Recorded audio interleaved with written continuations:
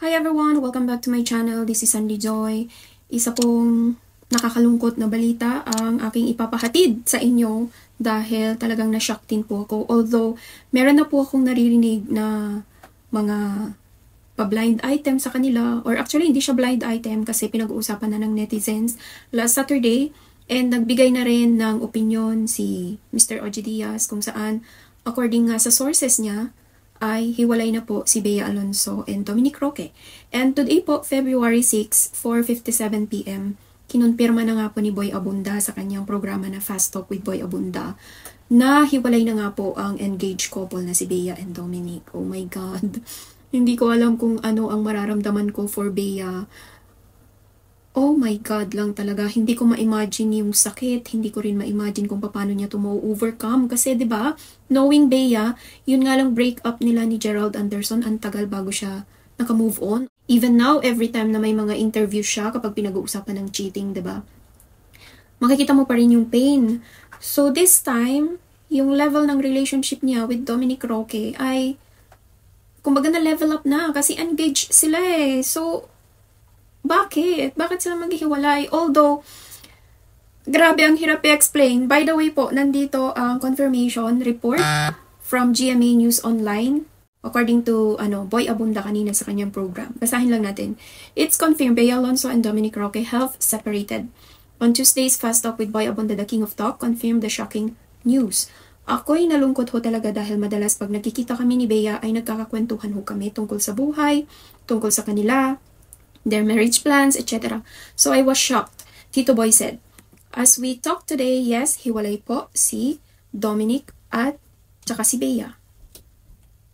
Ayan. So Tito Boy said that according to good sources, Bea and Dominic are trying to understand each other as they go through a rough patch. However, no one can tell if they can overcome this. Oh my God. May God grant them what is best for them. Ayan. He also said that Bea has returned the engagement. Oh my God! Binalik na niya yung engagement ring. Kaya naman hindi na niya sinusuot, diba? Ang dami na niyang mga posts sa IG na wala yung engagement ring niya.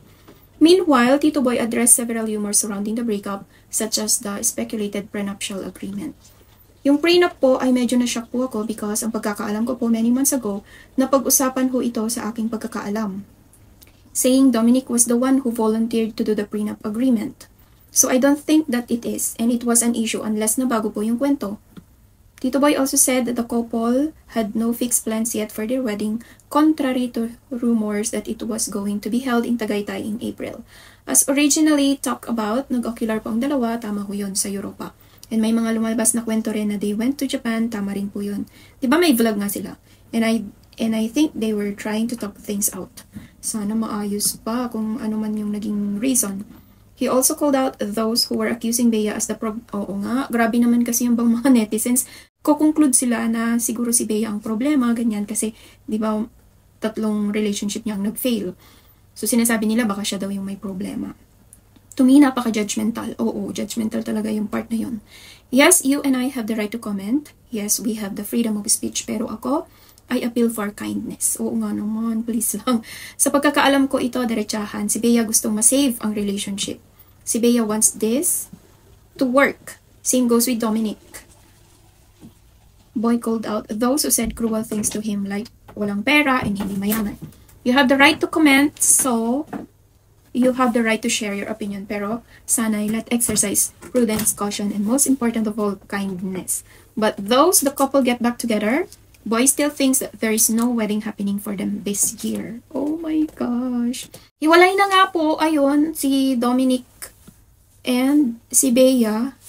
Nakakalungkot naman dahil hindi naman na matutuloy ang kanilang kasal. Pero yun nga, according to the Boy Abunda, tinatry pa nilang i-fix. Sana ma-fix pa nila kasi kung ano man yung misunderstanding, eh napag-uusapan naman yun. Pero sabi nila hindi about sa prenup, diba? Wala naman sanang third party. Ayun. Nakakalungkot lang. Sa bagay, sa kabilang banda, kung talagang hindi sila para sa isa't isa, mas maganda na rin na habang maaga, habang hindi pa sila kasal, nag-break na, or naghiwalay na, kaysa naman magpakasal sila, then after a month, a year, or so, bigla silang hindi pala magkasundo, mag-aanal, mas malaking problema.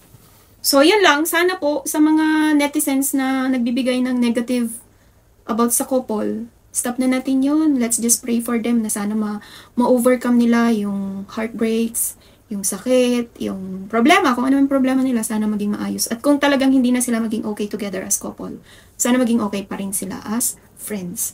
So, yun lang po. Napa-comment lang po ako, napa-react sa isyong ito kasi last Saturday nga, nasubaybayan ko yung mga reports from OG Diaz and yung mga posts from netizens.